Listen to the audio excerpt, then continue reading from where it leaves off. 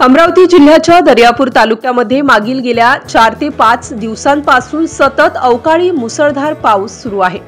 या मुसळधार पावसामुळे ग्रामीण भागातील गोरगरीब जनतेच्या घरांचे मोठ्या प्रमाणात नुकसान झाले आहे।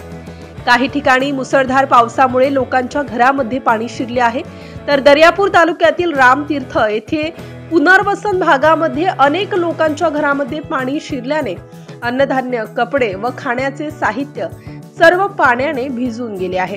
रामतीर्थ येथील पुनर्वसन भागातील नागरिकांनी गेल्या कित्येक वर्षांपासून आपल्या समस्या शासन दरबारी मांडल्या, परंतु शासनाने अद्यापही या जनतेच्या गंभीर समस्येकडे लक्ष दिले नाही।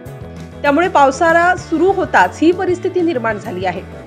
तर पुनर्वसन येथील रहिवासी गुणवंताबाई रामचंद्र फटके, भीमराव उत्तमराव चव्हाण, दुर्पता रामकृष्ण सोळंके, पूरण चंद्रभान खडे, राजाराम खडे, निरंजन माणिकराव चव्हाण, विश्राम खडे आदी नागरिकांच्या घरांमध्ये पाणी शिरले आहे।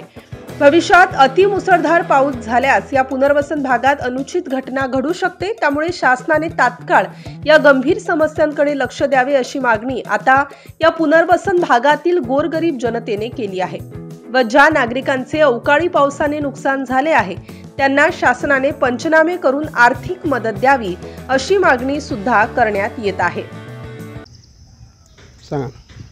काही नाही, 15-16 वर्ष साहेब ते राहायला आलो, काहीच रोड नाही, पाणी, ग्रामपंचायत आमची कोणती केअर घेत नाही। काही डाब त्याने सांगायला गेलो, माझी कोणी केअर घेतली नाही। दस्ता फार देव मी आधी समजता माणूस काहीच नाही, काहीच नाही। सध्या आमची प्यास बची जाऊ, सध्या 3 दिवस झालं जेवलो नाही आम्ही। आमच्या सासऱ्या बोल्या झाल्या, आमचे पीठ बोल सबंध खायला काही नाही, काहीच नाही आमच्यापाशी। पुढे सांगायला गेलो, लाईटही सोय नाही, काही नाही, कसं नाही। बाबा साहेब, कलेक्टर साहेब, आधी आमची विनंती, दस्ते फार देव आम्ही आधी समाज आमचा। सांगायला गेलो साहेब मला धुडकून देतात। ग्रामपंचायत आठवत दिला तुम्हाला? हो त्याला, मला आठवत दिला, घटाची पावती मिळाली।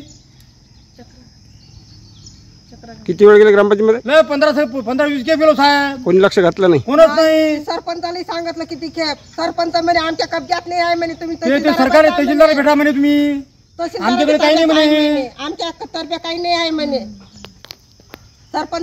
अशाच वेगवान घडामोडी पाहण्यासाठी आमच्या चॅनलला लाईक व सबस्क्राईब करायला विसरू नका।